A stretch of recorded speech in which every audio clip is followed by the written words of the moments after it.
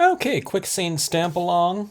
Let's see how this one goes. We're going to be doing a reflection card here. It's a quarter page card format, so 4 1/4 by 5 1/2. Card base here. Glossy cardstock up top. You could use a semi-gloss or I would go cardstock base, I guess.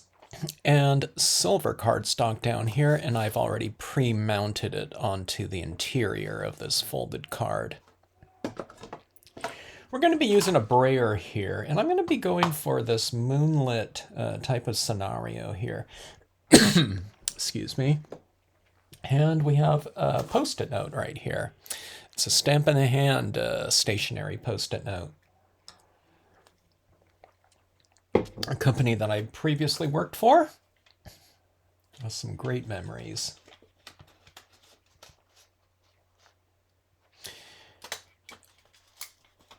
One-inch hole punch. Okay, boy, that one took a little bit to get through. Maybe it's the adhesive on here. My gosh. What is going on with this?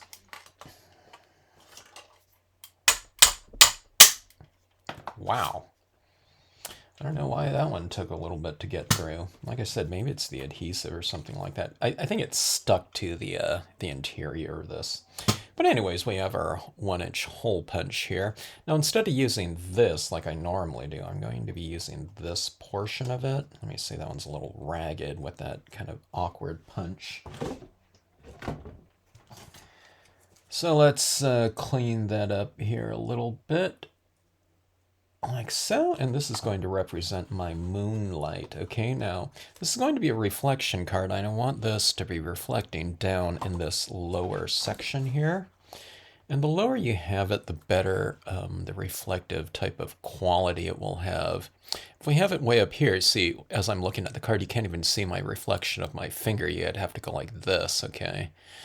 So we want it lower because then we could see it at different angles more, and the reflection will be a little bit stronger that way. So I'm going to go roughly about right here. A little bit, this is about midway up the page right here. So it's about, I don't know, an inch down from it, something like that. I mean, the top part of this moon is getting pretty close to center card. And I'm having it a little bit off center, just, I don't know, I think it'll make it a little bit more interesting that way. Okay, so remember, this is on the post-it note, so this is stuck to this paper here. Let me reconfigure this too. I'm going to be running my brayer across to this way, so I don't want to be catching this so much. So I think I have this kind of going more horizontal. That adhesive is kind of right from here up. There's no adhesive on this lower portion because, again, it's just that small strip of the the post-it note portion up here that I'm punched into, okay? All right, so we're going to be applying some dye-based inks across this. Let's start off with the mementos right here.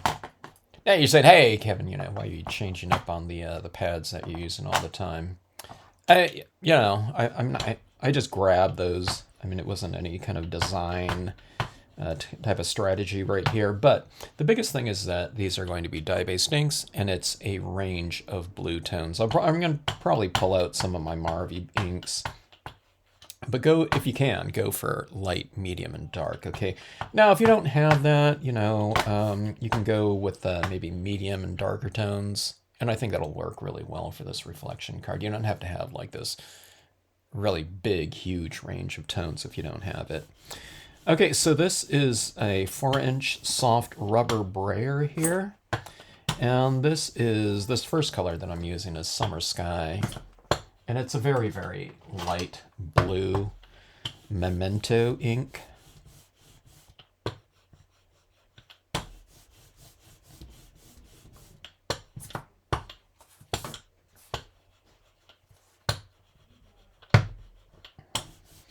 So you kind of have to keep going over it like this too, and go, a little bit, I don't know what you call that. Change the rotation so that you're not getting these kind of this consistent line or something like that showing up. So you have to kind of, move it around like that. This will blend in more as well when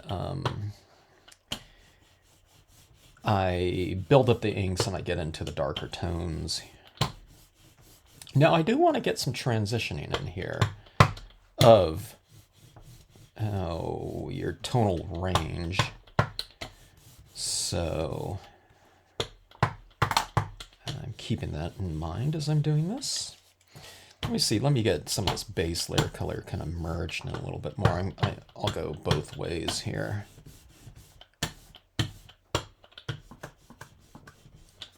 I'm not going to do that when I move into my darker tones.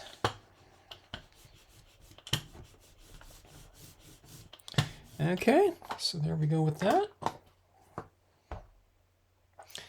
Let's move into the medium tone blue here.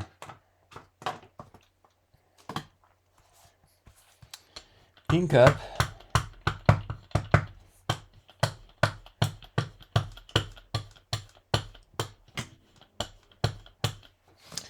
And let's see, let's transition this down from top to bottom like this. I've learned to go a little bit lighter with my first stroke right here. And just, playing around and practicing in the past couple days. People that know brayers, I'm sure you guys know all that type of thing, but if you haven't used brayers, for very long and you want to go for this kind of transitioning tone, don't do what I did yesterday and just full force. When I say full force, it doesn't mean I'm pressing hard, but just use lighter pressure, when you first apply, and then repetition like that. See, my rotation right there is giving me those two, very distinctive lines like that. Here, maybe I'll even kind of mix it up a little bit and I'll go this way. Or I'll start in here and kind of work it down like that.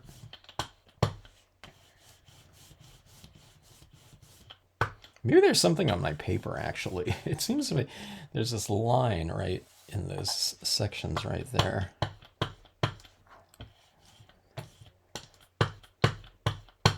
It might be a cut line or something. I'm not sure.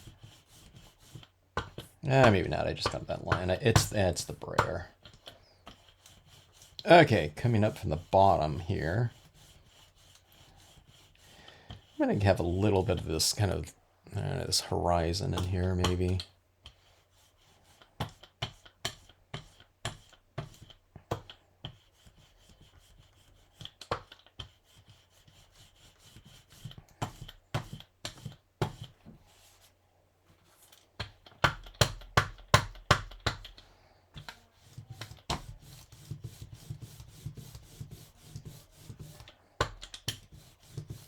Now this is supposed to be kind of a nighttime scene, so this looks pretty cool in here, but I think, let's go darker.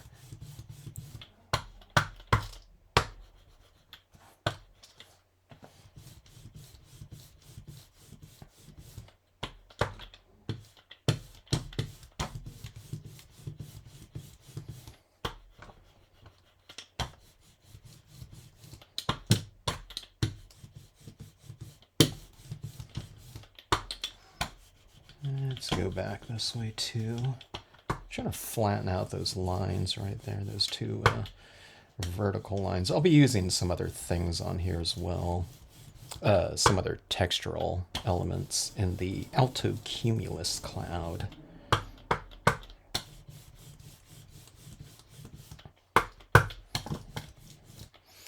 All right, so we have that going. Let's go a little bit darker if we can on the two kind of perimeters like that. Okay, that is that. Now, I just know these memento inks and like this Danube blue looks, looks fairly dark. I don't know if we're going to be able to see very much of a change with it, but let's see. Change with this value scheme.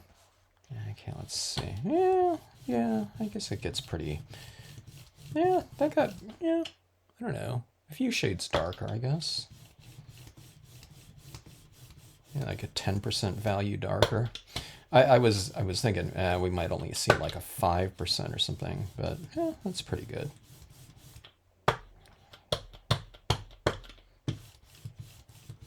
See that really definitive line right there? I don't want that, but I want to go quite a bit darker down this way, so.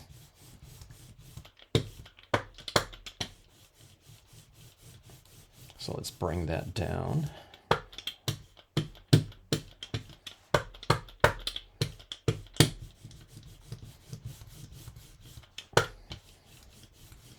When I move that, remove that, hopefully it's going to look kind of, moon-like. We'll see.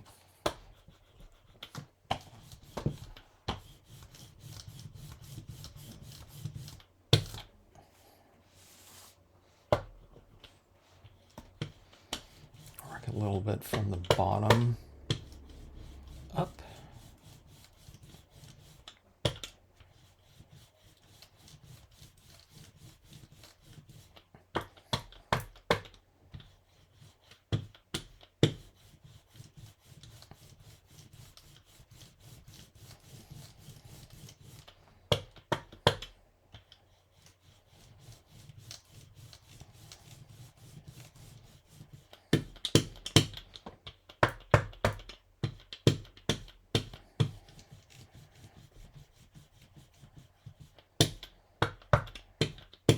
Kind of doing a little bit of a perimeter application right here, coming in from the side like that. A little bit of a darker tone.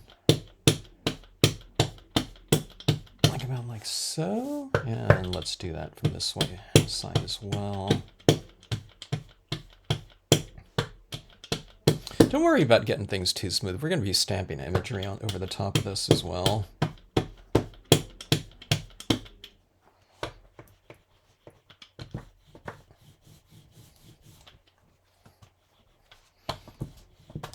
Okay, that is that.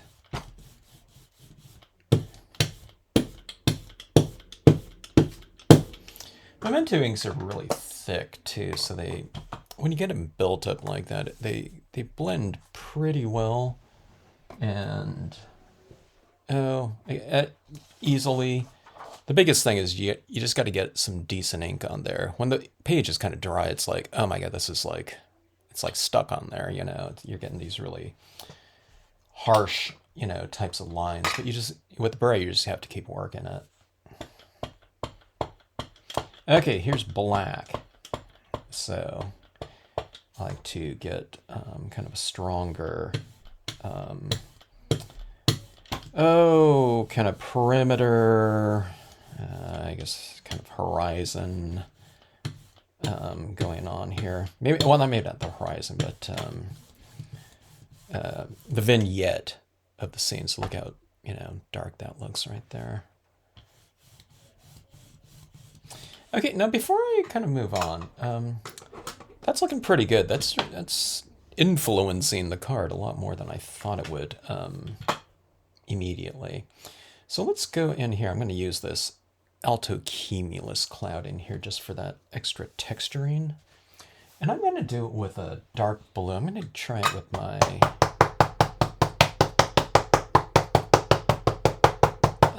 Prussian blue. Okay, so you don't have a Prussian blue. Go ahead and use the Danube blue, that Memento one, or just, navy blue.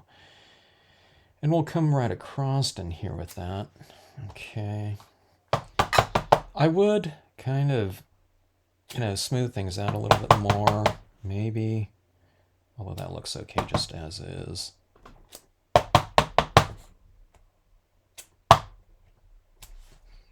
And let's go down here a little bit with some extra impressions. About like so.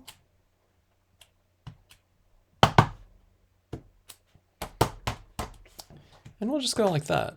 So, I don't know, it just adds a little textural element. You don't have to do it. But it also kind of smooths things out a little bit too. With my, my brayer applications, kind of obscures, some of my my weaknesses. The more texture you add to a piece, so if I splatter paint some stars in here too, that kind of you know, as an extra texture, and it, oh, it just kind of subdues, you know, I don't know, kind of like application, like, you know, whatever weaknesses or something like that. Oh, and it makes me look good. Makes us all look good. Kind of just layer things onto your pieces, and you know, they'll be, all will be well. So that being said, what I always tell people is sometimes people think, oh my God, I don't like the way things are going on a card. But if you just kind of stick with it and work through your, you know, your processes, you know, when you add in other elements and media to your pieces, it can often remedy things, because you can kind of obscure the things that came up during the process that you might not have liked. Or it was just, you know, it might not be like it ruined it or something like that. It might just be, oh, I went a little bit over, you know, board with something. And, you know, it could be just like something that only you would see too, you know, something that's not very obvious. But just for yourself, you know, you might want to alter it, you know, if it's bothering you. All right, so I'm going to splatter paint this before I remove this right here. And this will be, I could stamp my images first as well. This is like going to be a winter scene, so. But here's that other textural element that I was just referring to, you know, that we can add into our piece. And it, you know, in this case, it's the, you know, water color, opaque white. And it just adds on that nice little element like that. It could be stars or it could be snow. If it's snow, you know, I would stamp my trees in here kind of first, and then splatter paint over the top so you'd get some of that in front of the trees. But I think we'll just kind of have it as stars in the background. All right, now for me, if this got really dark, I was thinking about stamping my imagery in white. So you'd have white against this darker background. But I think down here, things are a little bit lighter, so I'm going to stamp my trees here in black.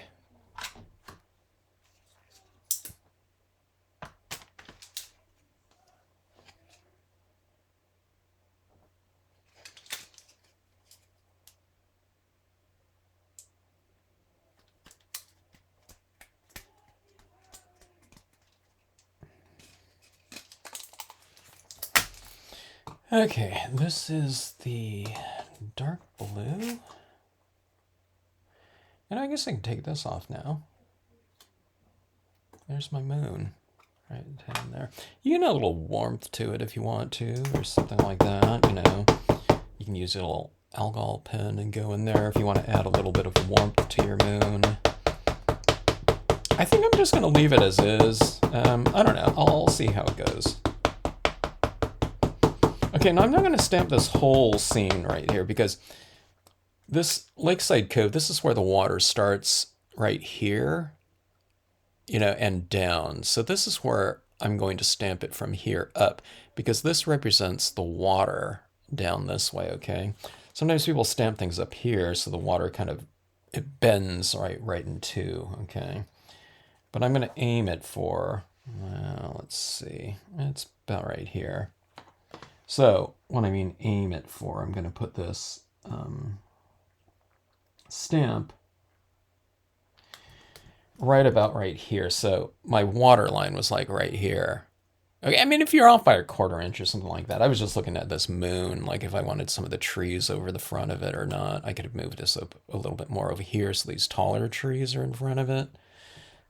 And when I say in front of it, I just meant like just barely going into the moon, and that can create a little bit more contrast and drama when you put something in front of your light source, be it whatever it is. It makes the light source seem that much lighter if you're stamping over it in something dark, okay? Because you're creating, additional contrast. Okay, now this paper is pretty wet down here with ink. I mean, it's not wet to the touch or anything like that, but the page is a little bit damp. And the way dye-based inks work is by staining whatever you're applying them to. So you have to allow that ink to transfer like that. And here you have those rocks, and we have this space over here. Let's do this again. If you haven't done, a kind of a masked off little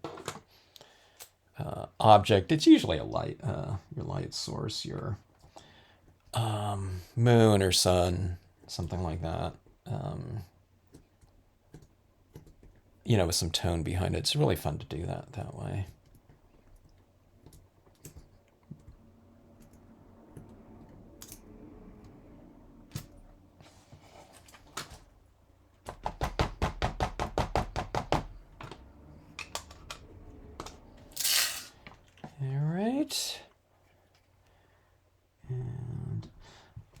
There was a little bit of space to the left. Well, to the right side of it, there's quite a bit. And even to the left here, there was a little bit of space. So I'm kind of filling it in right here with like an extra tree. So overlap your previous impression by about 1/8 inch to 1/4 inch or so. And then you'll get a full lakeside edge like that, okay?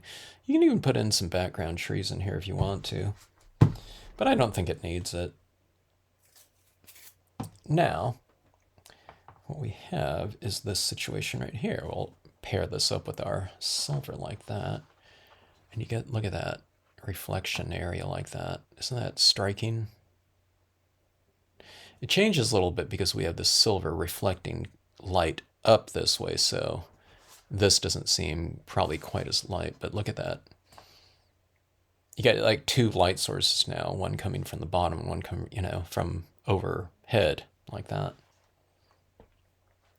Okay, now let's take and let's add in some additional visual depth into the scene.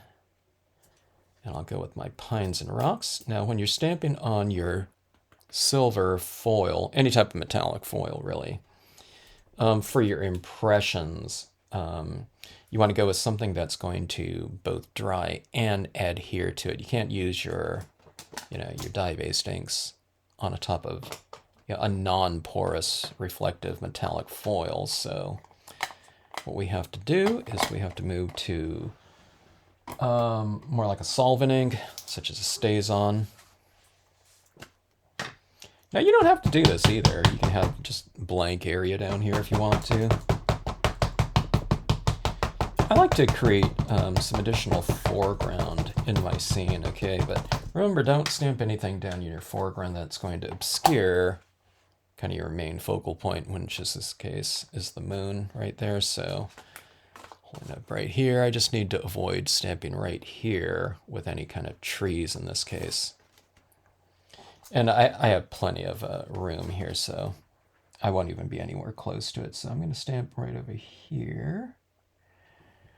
Watch that you don't skew your image too when you're stamping it out. It's easy to kind of move your stamp after you come in contact with the foil, because this ink isn't soaking in to the foil in this case. It's not absorbing at all. So and the ink is slippery, so it's like almost like you're putting a piece of rubber on a piece of glass with liquid, something slippery liquid on top of your rubber, so it's easy to stamp. And I moved it a little bit, and then to get this kind of skewed image. If you ever get that, then just take some StazOn cleaner or alcohol, rubbing alcohol, and just kind of rub it off. It'll come right off.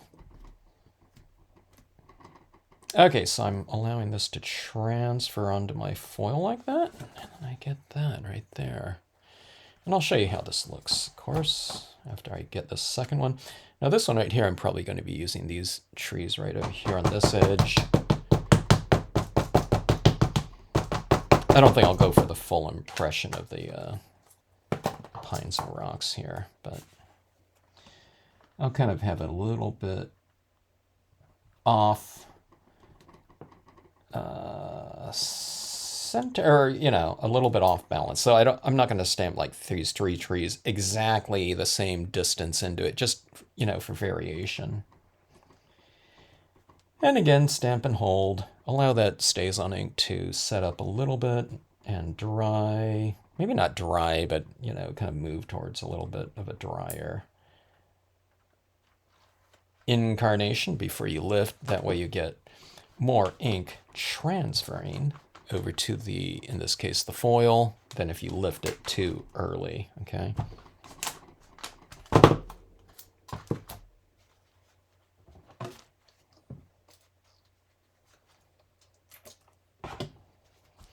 Clean off my Stays on ink a little bit before it dries. It's a little bit easier to clean. I'm just cleaning the Stays on ink off of this with water. And it comes right off. I mean, the water is not going to dissolve the ink because it's, you know, water, you know, but if you get it early enough, it just comes right off. That's one of the reasons I didn't use Stays on for a long time, because I was thinking, okay, I don't want it to, you know, take a huge amount of time cleaning stamps all the time. So I'd use mostly water-based inks. And a lot of times I don't even clean my stamps, but with the Stays on, you know, you should get it cleaned off adequately. I don't clean it off super carefully and thoroughly over every square, you know, millimeter or anything like that, but I try to get off most of it. Okay, so let's take a look at this. We have these lower sections right here stamped out. There's two images stamped out. And we get that right there. So what time are we at right now? 27 minutes, you know? I think this looks like a pretty powerful card right here. Now, right here, looks like it's right next to my tree tip right here on my card. I'm going to do these ice dancing couple. So they're going to be like dancing in the moonlight, or skating and, you know, together in the moonlight. I thought that would be kind of cool. So let me get my bearings again and see where they're going to go. Right here, roughly about. Okay. So I'll put them right there. Stays on ink again. Small image. I don't know if the smaller images are easier to skew than the larger image. I think so.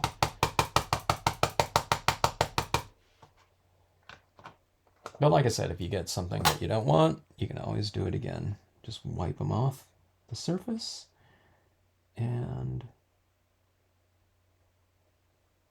restamp. Light even pressure or adequate even pressure. Stays on ink is not, it's a thin ink, so it's not really thick. So I don't find skewing that, you know, common. But I do use, sometimes I use brilliance ink on that lower portion because I might want to do some blocking out of that silver foil with the white brilliance, and I'll stamp black brilliance over the top of it, and then I'll spray seal them. But these, we don't need to spray seal, which is kind of nice. You know, because the Stays on ink is adhered to it, and it dries, you know, certainly fine. Like these trees right here are already dry. Okay, so we have that little ice dancing couple. I also like doing this ice skaters, either the male or female one, a lot with this scenario here. And so we have that right there. And we have our little ice dancers skating in the moonlight like that. And then what we have here is, you know, when people open this up like that, it's almost like that moon kind of moves like that. So, and then when you have those skaters dancing on the ice like that, see like that? I think that makes for a really cool visual. They look really three-dimensional too, don't they? Look like they're almost floating in there. One time what I did was I kind of did some little, little scratch marks on the ice, skate marks. And you use like a white pen like this and do their little, you can do little loops or something like that. But then it puts in kind of a like too thick of a mark.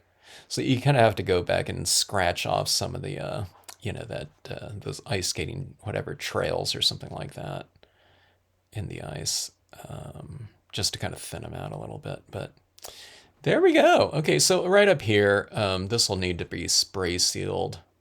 I guess it doesn't have to be, but it'll make it more vibrant. It'll keep it this vibrant, I should say, and nice and strong. I was going to put some kind of highlights on some of these rocks right in here with like a white paint pen, like it's capturing, reflecting that moonlight, but I think I'm just going to leave it as is. I think that's a pretty powerful piece. Right in here, it could probably use a little bit of white highlights on some of these trees. But I think it looks pretty cool, like I said, as just as is like that. I think these trees really stand out dimensionally against that silver foil right in there. That's kind of the nice thing about doing this kind of mirrored, silver foil like that. It's not even that strong of a mirror. You can see my reflections in there, but it's strong enough, So in this area up here, I find that, again, what you want to do is you want to create, a decent amount of contrast up in this area. So we have this one stamp up here, basically, against this light background like that, okay? 2 impressions down here, and then we have our little skaters in here. But again, I think it looked really good without the skaters too, but I just wanted some kind of little, I don't know, these little people. I like that hand holding right there, right in the moonlight. So I think it makes for a pretty romantic, I don't know, kind of setting here. Going out and skating in the, maybe they're practicing for the contest. They got to practice all the time when there's no one on the ice. When they can get the ice to themselves. All right, but you can see this little transition right here too. See how that got really dark up there, and see how it reads down at this bottom portion like that. It creates a little bit more variation. Doesn't have to be. This could be a lighter blue up here, and then you'd have this lighter blue down here, and maybe these trees would stand out a little bit, stronger, and they would pop out against the background instead of fading into this darker area. But I don't know. I like the drama of this right here too, as just an alternative thing you can do as far as contrast in there. It probably makes this moon seem a little bit lighter by having this so dark up there too. Okay, so and what I'll do is I'll spray seal this, and then I'll probably use my spray adhesive on the back of this. Sometimes when I tape these into these cards like this, after like a couple months, it feels like it's kind of like loose on there. I don't know if you ever done that with your tape runners and things like that. It doesn't feel quite as, kind of adhered to it as when you first do it. I don't know, temperatures or something like that. It gets a little floppy sometimes, so I'll use my 3M Super 77 spray adhesive. So ice dancing in the moonlight. Thanks for watching. Hope you enjoyed it. And if you did this as a stamp along, I hope you enjoyed the entire process of creating this card. Drop me a note if you have any questions on it, or if you run into any kind of issues, with the brayering or anything like that. And I don't know. We'll get it all sorted out and get you kind of moving in the right direction to achieve your desired results.